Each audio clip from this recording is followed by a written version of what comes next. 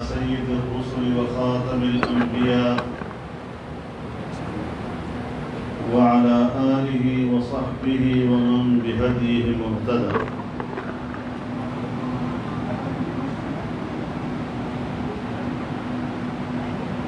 أما بعد فأعوذ بالله من الشيطان الرجيم. بسم الله الرحمن الرحيم. يا أيها الذين آمنوا إن تطيعوا الذين كفروا يردوكم على أعقابكم فتنقلبوا خاسرين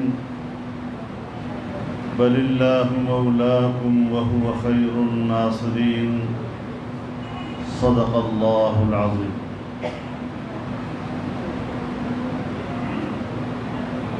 جناب صدر محترم،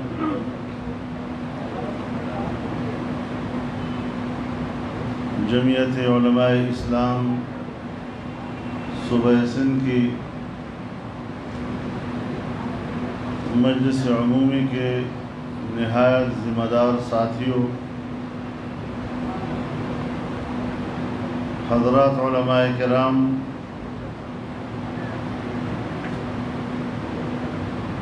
میری سعادت ہے کہ آج میں آپ کے اس صوبائی اجلاس میں شریک ہو رہا ہوں۔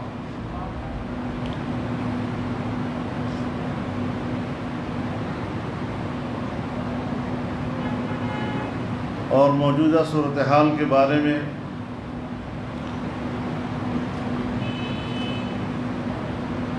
اپنا نقطۂ نظر آپ کے سامنے پیش کرنا چاہتا ہوں۔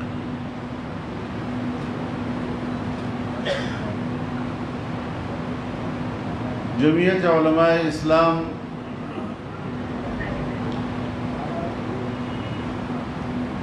اپنے اکابر و اسلاف،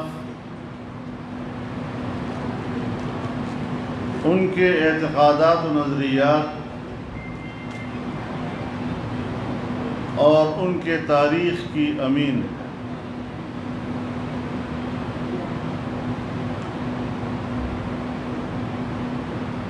اللہ تعالی نے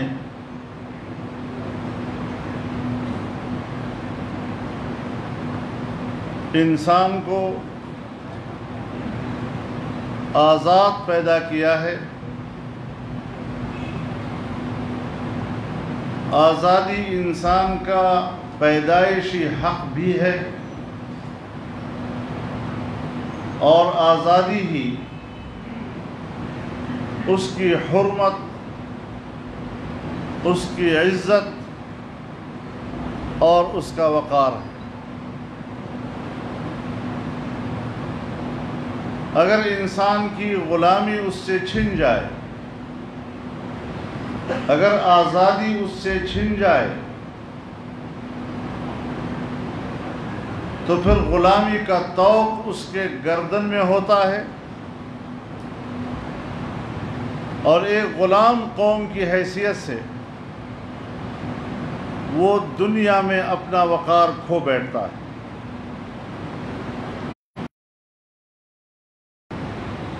انگریز یہاں آیا، انگریز کے خلاف 150 سال تک اس بر صغیر کے لوگ لڑے ہیں۔ اس میں علماء کرام کی قربانیاں،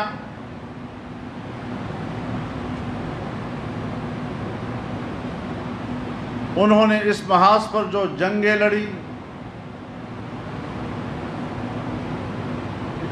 شکست و ریخت سے دوچار ہوئے،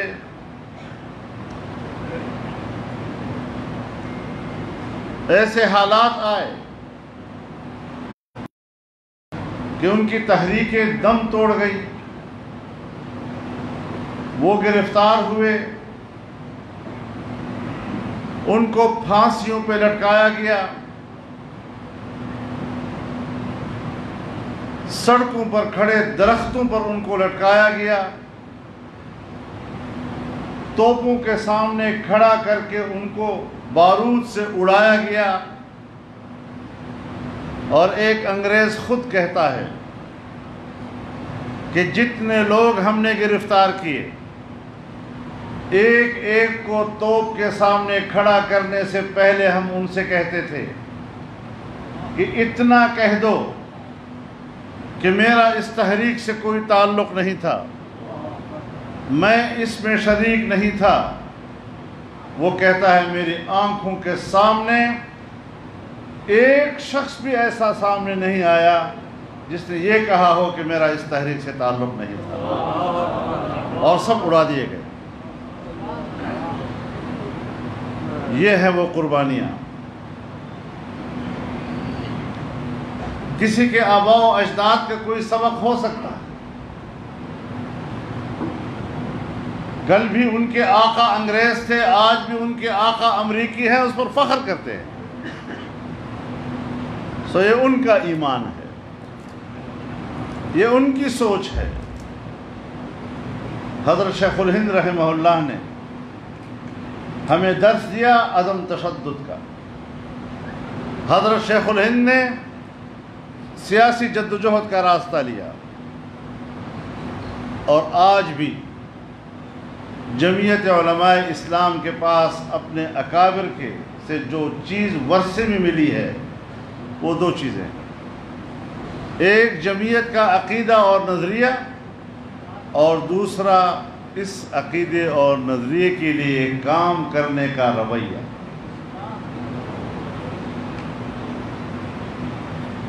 لیکن بدقسمتی سے پاکستان کی عمر جتنی بڑھتی چلی جاتی ہے، ہم آزادی سے غلامی کی طرف جا رہے ہیں۔ قوم کو لالی پوپ دیا جا رہا ہے،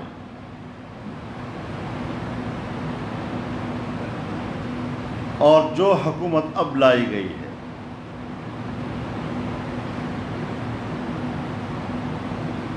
ابھی آپ نے عنقریب میں دیکھا، اس پاکستان میں 2 سال کے اندر کوئی قانون سازی نہیں ہوئی۔ اگر قانون سازی ہوئی ہے تو یا آرمی ایکٹ میں ترمیم کی، جس کے ذریعے آرمی چیف کو ایکسٹینشن ملی، اور یا FATF کے تحت ابھی تازہ حالیہ قانون سازی۔ اب آپ مجھے بتائیں کہ فائنینشل ایکشن ٹاسک فورس، بین الاقوامی مالیاتی ادارہ، کہتے ہیں ہمارا مقصد یہ ہے کہ پیسہ دہشت گردی کی طرف نہ جائے۔ اب بین الاقوامی کسی بھی کتاب میں کسی ادارے نے آج تک دہشت گردی کی تعریف نہیں کی۔ اقوام متحدہ کا چارٹر قوموں کو اس کی آزادی کے لیے لڑنے کا حق دیتا ہے، لیکن آج اپنی آزادی کے لیے جنگ لڑنا بھی دہشت گردی قرار دیا جا رہا ہے۔ اگر امریکی فوجیں افغانستان میں اترتی ہیں اور افغانستان کی سرزمین پر قبضہ کرتی ہیں تو اپنی سرزمین کی آزادی کے لیے لڑنے والوں کو دہشت گرد کہا جاتا ہے۔ اگر عراق میں امریکی فوجیں اترتی ہیں اور عراق پر قبضہ کرتی ہیں، اور قبضہ کرنے کے بعد جو انہوں نے قبضہ کرنے کی وجہ بتائی تھی وہ جھوٹ ثابت ہو جاتی ہے، اور پوری دنیا کے سامنے اس کا جھوٹ سامنے آ جاتا ہے، تب اگر وہاں کی قوم اپنی آزادی کی جنگ لڑتی ہے تو آج دنیا اس کو دہشت گرد کہتی ہے۔ اگر لیبیا پر قبضہ کیا جاتا ہے اور وہاں کے لوگ اپنی آزادی کی جنگ لڑتے ہیں تو انہیں دہشت گرد کہا جاتا ہے۔ فلسطینیوں کو آزادی کا حق اقوام متحدہ نے دیا ہے اور لاتعداد قراردادیں اس پر موجود ہیں، لیکن آج اسرائیل کی ریاستی دہشت گردی کو فلسطینیوں کے خلاف حق دیا جا رہا ہے اور فلسطینیوں کو دہشت گرد کہا جا رہا ہے۔ ان کی سرزمین پر قبضہ بھی کیا جا رہا ہے اور ان کو دہشت گرد بھی کہا جا رہا ہے۔ کشمیر کے مسلمانوں پر 70 سال سے کیا بیتی ہے اور یہ قوم کس زمانے سے اپنی آزادی کی جنگ لڑ رہی ہے، لیکن سمجھ میں نہیں آ رہی کہ وہ پاکستان جس نے پوری دنیا میں کشمیریوں کے خون پر سیاست کی ہے، جس نے اپنی پوری خارجہ پالیسی کشمیریوں کے قربانیوں اور مسئلہ کشمیر پر ایک خاص موقف اختیار کرتے ہوئے اسے خارجہ پالیسی کا محور کہا، آج جب ہندوستان نے اس کو ہڑپ کیا تو ہم نے مجرمانہ خاموشی اختیار کی ہے۔ اور صرف وہاں پر اکتفا نہیں ہے، میں نے اس وقت بھی کہا تھا کہ جو تم فاٹا کے ساتھ کر رہے ہو یہی ہندوستان کشمیر کے ساتھ کرے گا۔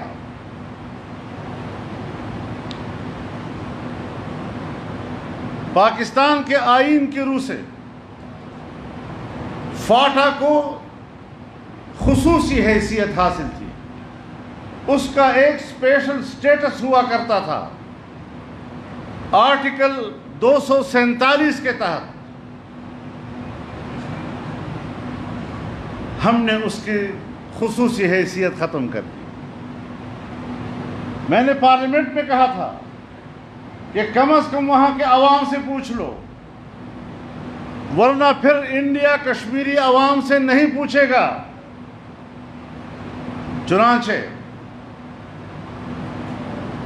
پچھلے سال 5 اگست کو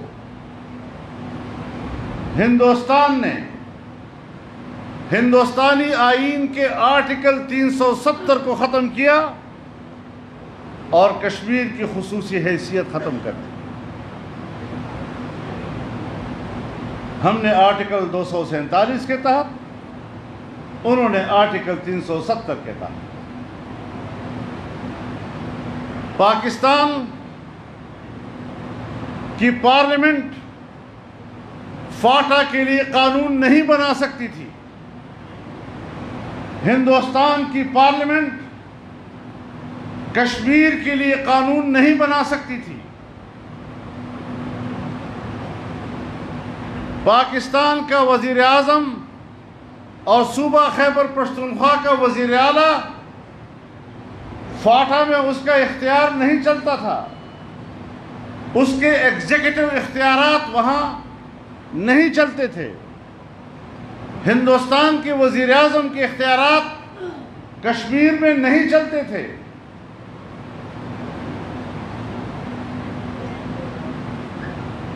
پاکستان کا صدر مملکت بواسطت گورنر خیبر پختونخوا کے فاٹا کے نظام کو چلاتا تھا اور احکامات جاری کرتا تھا۔ ہندوستان کا صدر جمہوریہ کشمیر کے وزیر اعلیٰ کی وساطت سے وہاں پر نظام چلاتا تھا اور قانون سازی ہوتی تھی۔ ایک ایک قدم پر مماثلت تھی، لیکن ہماری بات انہوں نے نہیں مانی۔ میں آج بھی کہتا ہوں کہ یہ انضمام نہیں، فاٹا کے اوپر جبری قبضہ ہے۔ نہ پرانا نظام وہاں رہا، نہ آج وہاں نیا نظام ہے۔ 2 سال سے لوگ رل رہے ہیں، نہ عدالت ہے، نہ پولیس ہے، نہ پٹواری ہے، نہ زمین کا ریکارڈ ہے، کچھ بھی نہیں۔ اور جس طرح فوج پہلے وہاں موجود تھی آج بھی اسی طرح موجود ہے۔ اور صرف یہی نہیں، جب فاٹا کا اسپیشل سٹیٹس ہوتا تھا تو ہم یہ کہتے تھے آپ نے فاٹا میں جلسہ نہیں کرنا، جلسہ کرنا ہے تو انہیں فاٹا میں نہیں آنا۔ تو وہاں تو فاٹا تھا نا، تو ہم پر پابندی لگتی تھی۔ پرسوں میرے پاس جماعت کے لوگ آئے کہ ہم نے وہاں شمالی وزیرستان میں جلسہ رکھا ہے اور ہمیں کہہ رہے ہیں کہ پاکستان سے یہاں پر کوئی قیادت نہیں آئے گی۔ اب آپ مجھے بتائیں کہ انضمام سے پہلے بھی ہم نہیں جا سکتے تھے اور انضمام کے بعد اب تو صوبے کا حصہ ہے نا، اب بھی ہم وہاں نہیں جا سکتے۔ اس وقت بھی فوج ہمیں کہتی تھی کہ آپ نے نہیں جانا، آج بھی فوج ہمیں کہتی ہے کہ آپ نے نہیں جانا۔ تو آپ خود اس سے اندازہ لگائیں کہ کہاں ہے انضمام، سوائے اس کے کہ فوج کا وہاں کنٹرول ہو گیا۔ یہ انسانی حقوق کے خلاف ہے، بین الاقوامی برادری کو اس کا نوٹس لینا چاہیے۔ اور پھر میں آپ کو بتانا چاہتا ہوں میرے ساتھیوں، ایک وقت وہ آیا جب میں نے وزیر اعظم کو اس بات پر آمادہ کر لیا کہ انضمام نہیں ہوگا، اور کوئی اس قانون کے 25 دفعات تھے اور اس میں سے 4 انہوں نے حذف کر دیے۔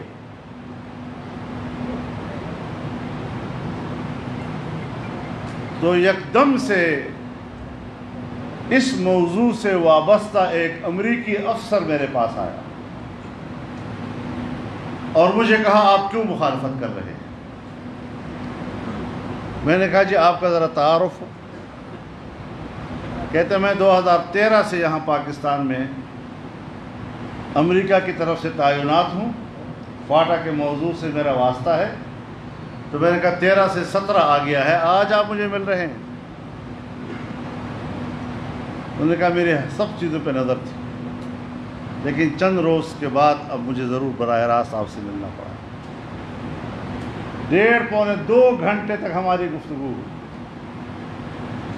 اور پھر کہا کہ میرے اور آپ کی بات مکمل نہیں ہے، ایک اور میٹنگ کرنی ہے۔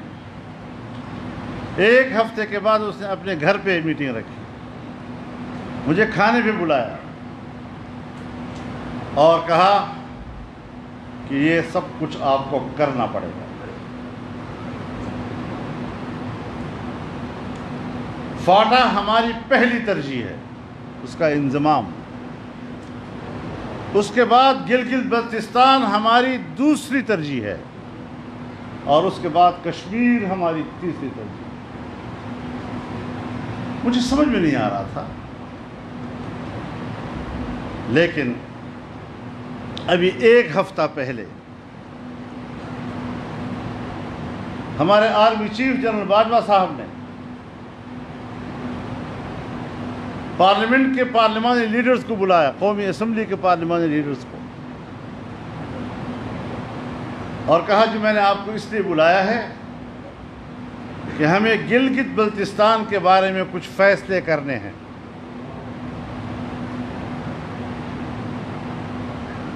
تو میں آپ کو اعتماد میں لینا چاہتا ہوں۔ اب بلایا کس لیے تھا اور خبریں کیا چلائی جا رہی؟ جس طرح کچھ ساتھی آپس میں بیٹھتے ہیں تو ادھر ادھر کی بھی کچھ باتیں ہو جاتی ہیں، غلط ہو صحیح ہو جاتی ہے۔ جو اجلاس کا موضوع نہیں ہے اور دوران اجلاس ادھر ادھر کی کوئی بات آ جاتی ہے، اسے اپنے چینلوں کے ذریعے سے چینلوں پر اس کا تذکرہ کیا جاتا ہے، اور جس موضوع پہ بلایا تھا اس کو چھپایا جا رہا ہے،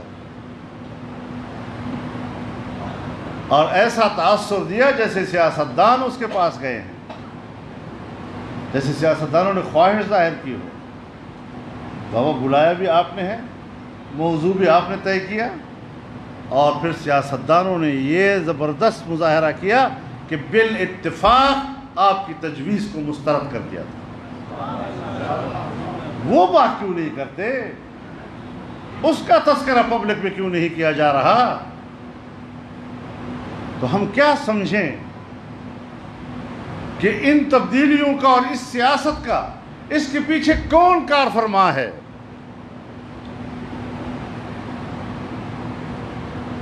اور ابھی جو FATF کے تحت قانون سازی ہوئی ہے، شرمندگی والی بات یہ ہے کہ جب قانون لکھا جاتا ہے، بل تیار کیا جاتا ہے اور ایوان کے ممبران کے سامنے رکھا جاتا ہے تو اس پر اس بل کا مقصد لکھا جاتا ہے، دو چار جملوں میں مقصد بیان کیا جاتا ہے کہ ہم یہ قانون سازی کیوں کر رہے ہیں۔ تو اس میں لکھا ہے کہ FATF کہتا ہے کہ ہم قانون سازی کریں۔ جب ہم نے بل کے اوپر یہ لکھ دیا کہ FATF کہتا ہے کہ ہم قانون سازی کریں، آپ بتائیں پاکستان کی آزادی کہاں چلی گئی اور پارلیمنٹ کی خود مختاری کہاں چلی گئی؟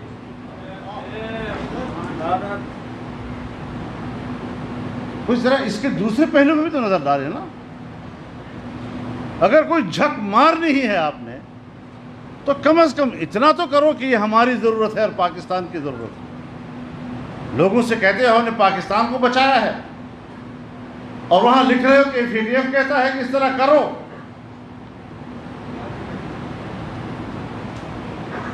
اور FATF کیا کہتا ہے؟ کہتا ہے کہ اگر اقوام متحدہ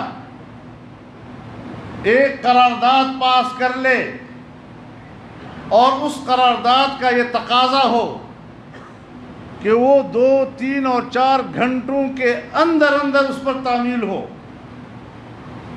اس پر عمل درآمد ہو، اگر کوئی ادارہ یا اس ادارے کا کوئی فرد اگر اس کی عمل درآمد میں رکاوٹ ڈالے گا، اس کو ناکام بنانے کی کوشش کرے گا، تو پھر اس کو سزا دی جائے گی۔ اور وہ سزا اگر ادارے کی قیادت ہے تو 10 سال قید، اس کا رکن ہے تو 5 سال قید، اگر ادارے کی قیادت ہے تو 5 کروڑ روپے جرمانہ، اور اگر نیچے اراکین ہے تو 2.5 کروڑ روپے جرمانہ، اور دونوں بھی ہو سکتے۔ اب آپ مجھے بتائیں کہ ہماری آزادی گئی یا نہیں گئی؟ اقوام متحدہ کے ہاں جس چیز کا نام قرارداد ہے، پاکستان میں اس کا نام قانون ہو گیا۔ وہاں قرارداد ہوگی، ہمارے ہاں وہ قانون کی طرح نافذ ہوگا۔ اگر وہ کہہ دے کہ پاکستان کے آئین میں اسلامی دفعات ختم کر دیے جائیں، یہ انسانی حقوق کے خلاف ہے نعوذ باللہ، تو پھر آپ پر لازم ہوگا کہ آپ قانون سازی کریں گے۔ اگر وہ کہہ دیں کہ کشمیر کے مسئلے کو اب یوں کرنا چاہیے، تو آپ سے جس طرح وہ کہے گا آپ کریں گے۔ ہم تو اپنے ملک کے اندر بھی اس کے جغرافیے کے مالک نہ رہے، اس کے آئین کے مالک نہ رہے، اپنے قانون کے مالک نہیں رہے، اور جو چیز باہر سے تبدیل کرائی جائے گی اب ہم اس کے پابند ہیں۔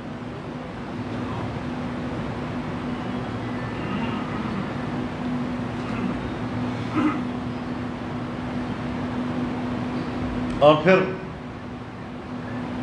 جس وقت آیا کہ وقف املاک کے حوالے سے قانون سازی کی جائے گی، تو اس کی زد پڑنی تھی ہمارے مساجد و مدارس پر، اور رد عمل آنا تھا اس پر علماء کا، تمام مکاتب فکر کا۔ جب اس کی قانون سازی کا مرحلہ آیا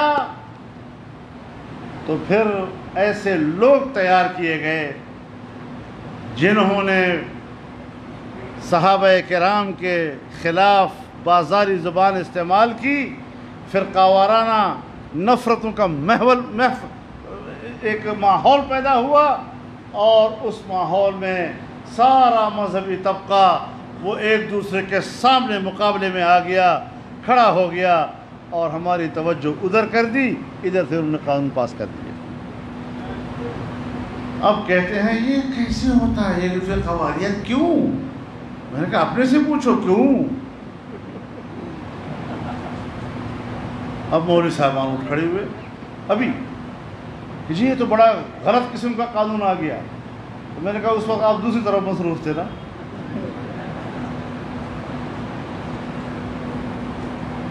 اب جب ماحول جذباتی ہو جاتا ہے تو پھر اس میں معقول بات کرنا جرم ہو جاتا ہے۔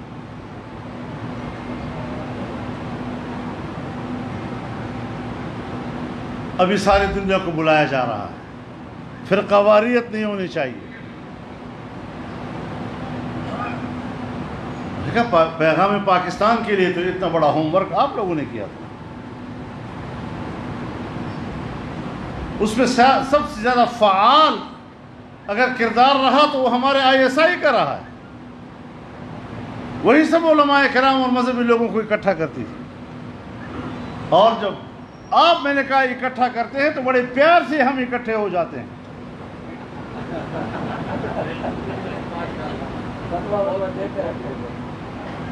جب بھی آپ بلائیں گے ہم بڑے پیار سے اکٹھے ہو جائیں گے۔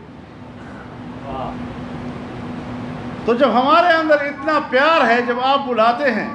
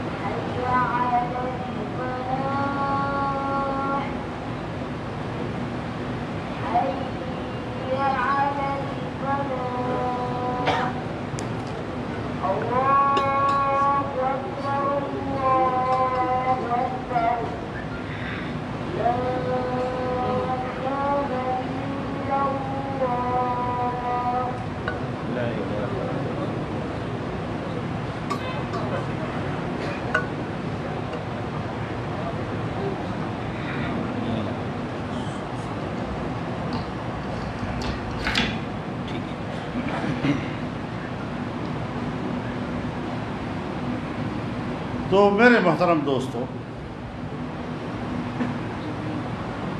اتنی محنت کے بعد ایک کتاب آپ نے چھاپی، اس کا نام ہے پیغام پاکستان، اور آپ کا دعویٰ ہے کہ کوئی 2000 سے زیادہ لوگ علماء کے اس پہ دستخط، صحیح ہے یا غلط وہ اپنی جگہ پر، لیکن آپ کا دعویٰ ہے۔ ریاست اتنی کمزور ہے کہ اتنی محنت کے بعد اور اتنے بڑے اتفاق رائے کے بعد یکدم ایک آدمی آتا ہے اور وہ ابو بکر صدیق رضی اللہ تعالیٰ عنہ کے بارے میں حرف سرائی کرتا ہے، اور اس کا FIR درج ہو جاتا ہے۔ FIR درج ہونے کے باوجود وہ طیارے میں بیٹھ کر لندن نکل جاتا ہے۔ اتنی بڑی سہولت کس نے پہنچائی؟ کیسے وہ نکلا؟ یہ لوگ پیدا کیے جاتے ہیں کہ تم ذرا کچھ کرو تو صحیح، تاکہ ہم اپنا کام بیچ میں نکال لیں۔ اب جب کام نکل گیا تو آپ سب کو بلا رہے ہیں۔ یہ نفرتیں نہیں ہونی چاہیے۔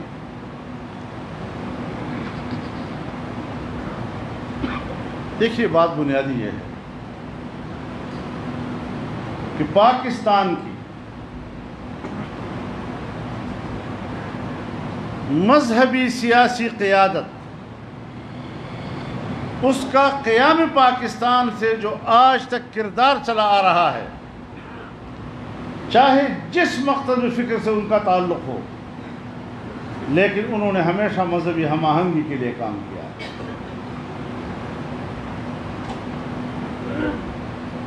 سن 1949 کی پہلی دستور ساز اسمبلی میں قرارداد مقاصد پاس ہوئی، آج تک تمام مکاتب فکر کہتے ہیں ہمارا متفقہ دستاویز۔ سن 1951 میں 22 اسلامی دفعات طے ہوئے، تمام مکاتب فکر نے اتفاق رائے سے طے کیے، جس میں انہوں نے پاکستان میں اسلامی نظام کے لیے رہنما اصول عطا کیے تھے۔ آج بھی تمام مکاتب فکر کا اس پہ اتفاق۔ آئین بنا، آئین کے اسلامی دفعات، مسلمان کی تعریف، ختم نبوت کے حوالے سے آئینی ترمیم، ناموس رسالت کے حوالے سے آئینی ترمیم، تمام کے تمام اس پر متفق ہیں، اور آج بھی کوئی اختلاف رائے نہیں ہے۔ اسلامی نظریاتی کونسل، اس کے اندر بھی تمام مکاتب فکر کا اتفاق رائے آج تک کے تمام سفارشات کے اوپر، اور باہر بھی اتفاق رائے۔ لیکن جب سے پاکستان بنا آج تک اس پر عمل درآمد نہیں کیا جا رہا، قانون سازی نہیں ہو رہی، اس لیے کہ ایوان میں ان لوگوں کو جانے نہیں دیا جا رہا جو قرآن و سنت کی بنیاد پر سمجھتی بھی ہے اور قانون سازی کرنا بھی جانتے ہیں۔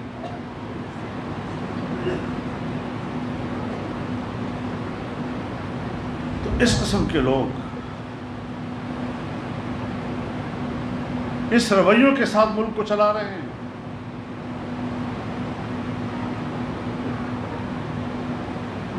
اب جو حکومت ہے ایک ناجائز حکومت، اب بری بات ہے میں اس قسم کی زبان استعمال نہیں کیا کرتا، لیکن آج کے حکمران کی قسمت پر رونا آتا ہے کہ جس کو پہلی اولاد ملی وہ بھی ناجائز، جس کو پہلی حکومت ملی وہ بھی ناجائز۔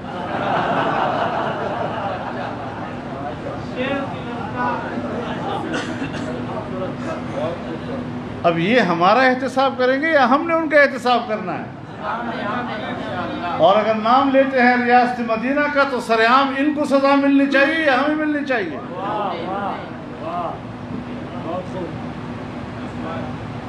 اے کاش کہ آج خلافت راشدہ کی حکومت ہوتی، پتہ نہیں آپ کے ساتھ کیا حشر کیا جاتا۔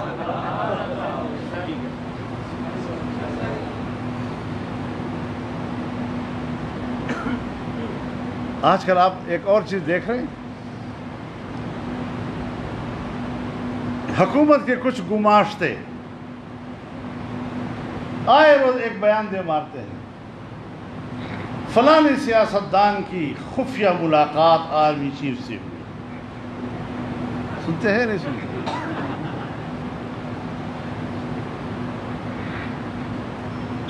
کبھی میرا اس میں تذکرہ ہے، کبھی کچھ اور لوگوں کا تذکرہ آ جاتا ہے۔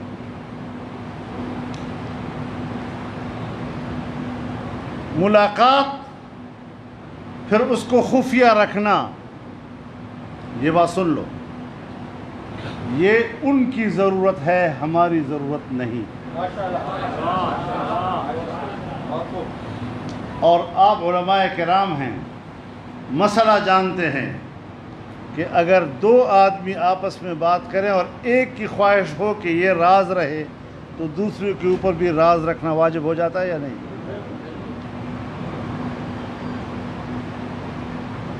لیکن ایک بات تو واضح ہو گئی نا، اس قسم کی چیزوں کو پبلک کے سامنے لانے سے ایک بات واضح ہو گئی کہ سیاستدانوں کا رویہ نرم ہے. اگر انہوں نے کہا کہ آئیں ہم آپ سے بات کرنا چاہتے ہیں، انہوں نے انکار نہیں کیا ہے. لیکن یہ ہے کہ جب ایجنڈا سامنے آتا ہے تو پھر یہ ہمارا کام ہے کہ ہم قبول کریں یا مسترد کریں. لیکن سیاستدان اسٹیبلشمنٹ کے ساتھ اور اپنی فوج کے ساتھ بات کرنے کا انکار نہیں کرتے.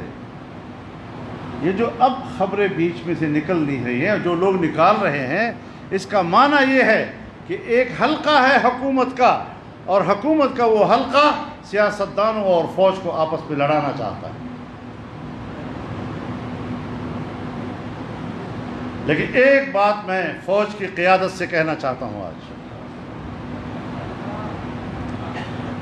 کہ یہ جو کچھ کہا گیا ہے، میں چونکہ ایک ذمہ دار آدمی ہوں، میں اس قسم کے لوگوں کے بیان پر تبصرہ نہیں کرتا. فوج کی قیادت اتنی وضاحت کر دے کہ یہ اپنی طرف سے بول رہے ہیں یا ان کے ترجمان بن کر بول رہے ہیں. اگر وہ ان کے ترجمان بن کر بول رہے ہیں تو پھر مجھے حق ہوگا کہ میں سارے حقائق میدان میں لاؤں.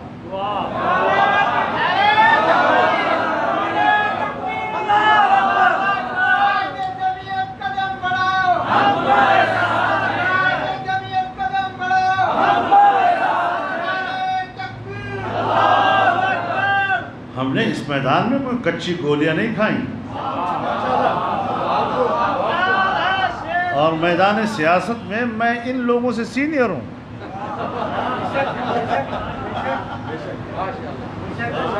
میں فوج کی قیادت سے سب سے سینئر ہوں.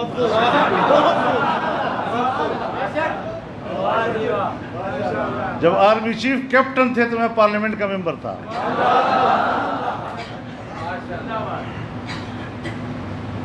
ایسا نہیں ہے کہ ہم ان کی ضرورتوں کو نہیں سمجھتے، اس کی حساسیت کو نہیں سمجھتے. میں آج بھی اسی لیے جواب نہیں دے رہا ہوں کہ وہ غیر ذمہ دار لوگ ہیں جو بات کر رہے ہیں، تو ذرا وضاحت تو کر لے کہ یہ ان کے نمائندے بن کر بات کر رہے ہیں یا پھر کنٹرول کریں، پھر پٹا ڈالیں ان کو.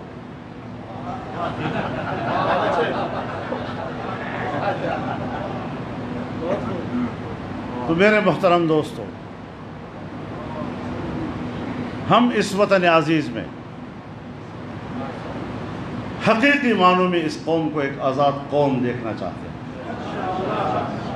اس کو ایک خوشحال قوم دیکھنا چاہتے ہیں. بیڑا غرق کر دیا ملک کا. دنیا سے لوگ باہر سے آئیں گے اور پاکستان میں نوکریاں کریں گے. جب مسلم لیگ کی حکومت تھی، ہم اس کی اتحادی تھے، اور ہم آخری بجٹ دے رہے تھے تو ہم نے سالانہ مجموعی پیداوار کی شرح نمو وہ 5.5% رکھی، اور اگلے سال کے لیے ہم نے 6.5% کا ہدف دیا تھا. تو اگلا سال پھر ان کا تھا،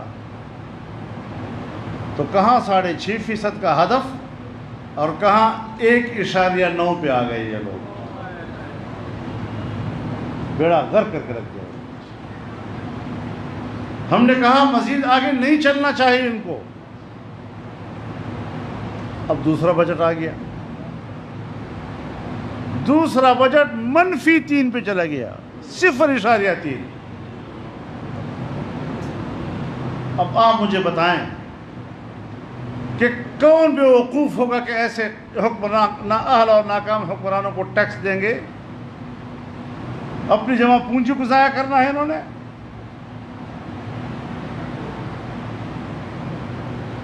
کیسے، کہاں سے روزگار دیں گے؟ اب تو تمہارے پاس تنخواہیں دینے کے لیے پیسے نہیں ہیں، اور ریاستیں اسی طرح ڈوبتی ہیں جب ان کی معیشت تباہ ہوتی ہے. کسی زمانے میں جب دنیا میں قبائلی تمدن تھا تو ریاستوں کی بقا کا دار و مدار دفاعی قوت پر ہوا کرتا تھا. لیکن آج متمدن دنیا میں ریاست کی بقا کا دار و مدار وہ معاشی قوت پہ ہوا کرتا ہے. فلسفے تبدیل ہو رہے ہیں، ہو چکے ہیں۔ سوویت یونین کا حال ہمیں معلوم ہے۔ چائنا آج جنگ لڑ رہا ہے معاشی حوالے سے، امریکہ اس کو کھینچ رہا ہے جنگ کی طرف، ہمارے ساتھ تعلقات خراب کرانا، انڈیا کے ساتھ جنگ کی صورتحال پیدا کرنا۔ لیکن سب کو معلوم ہے کہ جب روس کو جنگ کے میدان میں دھکیل دیا گیا تھا تو پھر اب سوویت یونین کا کیا حشر ہوا اور افغانستان کا کیا حشر ہوا، کیونکہ سوویت یونین کا راستہ روکنے کے لیے افغانستان کی سرزمین کو استعمال کیا گیا اور چین کا راستہ روکنے کے لیے پاکستان کی سرزمین کو استعمال کیا جا رہا ہے۔ تو اس اعتبار سے یہ جو ماحول بنایا جا رہا ہے، اور آپ کو تو پتہ ہے ایوب خان کا زمانہ، ضیاء الحق کا زمانہ، بھٹو صاحب کا زمانہ، ہر ایک کے زمانے میں لوگ گرفتار ہوتے تھے یا نہیں؟ تب بھی کسی قانون کا سہارا تو لیا ہی جاتا تھا نا۔ گرفتاری سے پہلے وارنٹ آتا تھا، کسی تھانے میں کیس درج ہوتا تھا، کوئی اس میں دفعہ لکھا جاتا تھا، اس دفعے کی کوئی اتھارٹی ہوتی تھی کہ کس اتھارٹی نے کس دفعے کے تحت گرفتاری کا حکم دیا ہے، ہر زمانے میں۔ تو پھر کیا اس زمانے کے ان اتھارٹیوں کے ان قوانین کے ذریعے سے وہ گرفتاریاں کیا وہ سیاسی مقاصد کے لیے نہیں ہوا کرتی تھی؟ ایوب خان کے زمانے میں ہم گرفتار تھے، ہمارے اکابر گرفتار تھے، تو وہاں بھی تو کوئی دفعہ لگا تھا نا، وہاں بھی تو کوئی اتھارٹی تھی جس نے گرفتار کیا تھا۔ تو آج ایک نیا ادارہ اس کے لیے تشکیل دیا گیا ہے، اس کا نام ہے نیب۔ تو آج کل وہ سیاستدانوں کو گرفتار کر رہا ہے۔ اب میں اور تو کوئی بات نہیں کروں گا، دیکھا جائے گا۔ یہ کوئی ہمیں ڈرانے والی چیزیں نہیں ہو سکتی، ہم سے ڈر رہے ہیں ہم یہ۔ لیکن میرے نام پر تم نے جو کچھ لکھا ہے وہ سب تم سے پورا کر کے رہوں گا پھر۔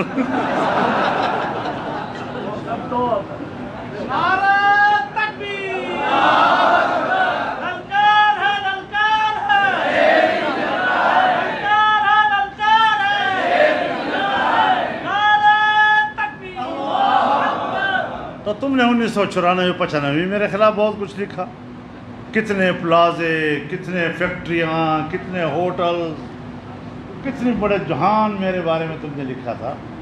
سو آج بھی تم آدھا پاکستان میرے حوالے کر دو کہ وہ میری ملکیت ہے، اور میرے خیال میں وہ جو جنرل صاحب ہے میرے بھائی، اس کے بارے میں جتنی جائیداد لکھی گئی ہے اس کے 1/4 مجھے دے، میں سارا اس کو دے دوں گا۔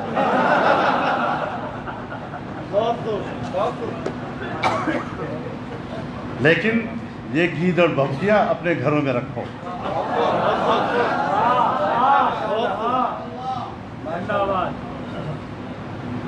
آج پتہ ہے انہوں نے پہلا حملہ میرے اوپر کیا ہے، میرے ساتھ پی ایس ہے نا طارق خان، اس کے والد صاحب کو نیب نے بلایا اور گرفتار کیا ہے۔ پہلا حملہ انہوں نے مجھ پر آج کیا ہے۔ لیکن جمعیت کے کارکن ہیں، یہ کوئی خوشامدی ٹولے کے لوگ نہیں ہیں، یہ تم سے الجھنا بھی جانتے ہیں اور تمہیں گریبان سے پکڑنا بھی جانتے ہیں۔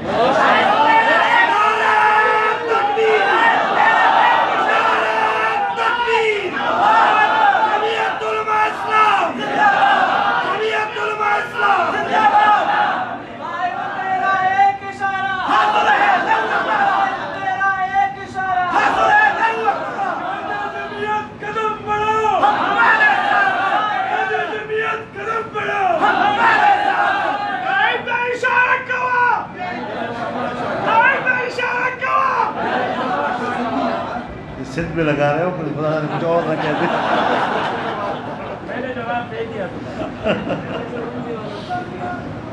اللہ تعالیٰ فضل فرمائے.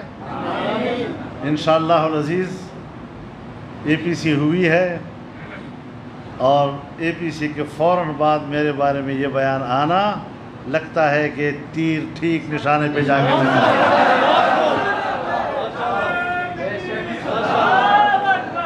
تم ساری زندگی میری سیاست میں رہی ہے، 40 سال رہا ہوں. تم نے خوردبین لگا کر بھی دیکھنے کی کوشش کی ہے، تمہیں کچھ نہیں ملا. آج APC کے بعد تمہیں یہ چیزیں یاد آ گئی ہیں. میرے محترم دوستو، میں اس پر کوئی زیادہ بحث نہیں کرتا، لیکن جماعتی حوالے سے بھی ہم نے مشاورت کرنی ہے اور پوری جماعتی موقف کے ساتھ ہم نے انشاءاللہ آگے بڑھنا ہے. آپ کی سوچ اور رائے کو بھی ہم سامنے رکھتے ہوئے انشاءاللہ اس حوالے سے اپنی حکمت عملی بنائیں گے، اور اس میں تردد اور خوف کسی قسم کی کوئی چیز نہیں. ہم تو اس دن کے انتظار میں تھے کہ تم ہمیں چھیڑو تو صحیح، تاکہ دو ہاتھ کرنے کا موقع مل جائے. جی ہاں، اسلام آباد سے بھی آگے جائیں گے انشاءاللہ. نعرہ تکبیر! قائد تیری بصیرت کو، قائد تیری سیاست کو، قائد تیری جرت کو. تو آپ حضرات پورے حوصلے کے ساتھ انشاءاللہ رہیں، جرت کے ساتھ ان حالات کا مقابلہ کریں گے اور اس حکومت کا دھڑن تختہ کریں گے. اس کے بغیر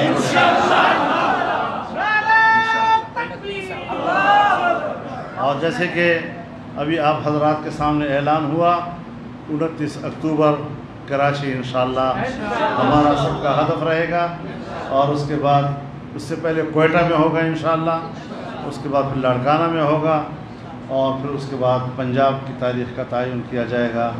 انشاءاللہ ہم بھی آپ کا پیچھا کرتے رہیں گے، چھوڑیں گے نہیں انشاءاللہ. جی ہاں تو یہ میری گزارشات تھی. اور آپ چونکہ یہاں سب صوبہ جمع ہے، اس لیے میں نے ضروری سمجھا کہ اس نئی صورتحال پر اپنے خیالات آپ کے سامنے رکھوں، ورنہ میرا ضمیر تو مجھے یہ کہتا ہے کہ میں اس پر نہ بولا کروں اور نہ اس پر کوئی تبصرہ کروں. کوئی ایسا مسئلہ نہیں ہے، لیکن آپ حضرات کو ایک طلب ہوتی ہے معلومات کی، تو اس حوالے سے میں نے کچھ باتیں آپ کے سامنے عرض کر دی ہیں. وآخر دعوانا ان الحمدللہ رب العالمین.